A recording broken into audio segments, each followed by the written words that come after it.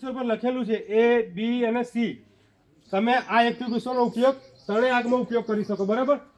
A ક્લાસની આગમાં, B ક્લાસની આગમાં ને C. તમારી સ્કૂલમાં કઈ કઈ આગ લાગી શકે? A ક્લાસની લાગે. બરાબર? પછી C ક્લાસની. બરાબર? ઇલેક્ટ્રિક અને ગેસ ફાયર જેવી આગ લાગે ત્યારે તમારે આનો ઉપયોગ કરવાનો છે. ઉપયોગ કેવી રીતના કરવાનો છે?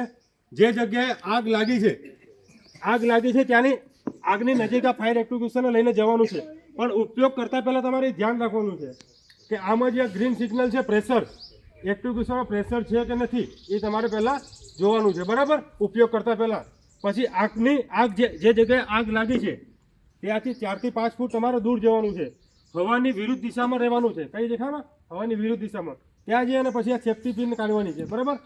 આ સેફ્ટી પિન કાઢી પછી આ એક્સ્ટિંગ્વિશરની આ ડિસ્ચાર્જ નોઝલ છે એને અહીંયાથી પકડવાની છે. જે જગ્યાએ આગ લાગી છે આગને નીચેના ભાગ બોટમના ભાગમાં તમારે ઝાડુ મારતા હોય ને એ રીતે તમારે સ્પીડ કરવાનું છે એટલે આગ ઓલવાઈ જશે. બરાબર? આનો ઉપયોગ આપણે થોડી વાર કરીએ.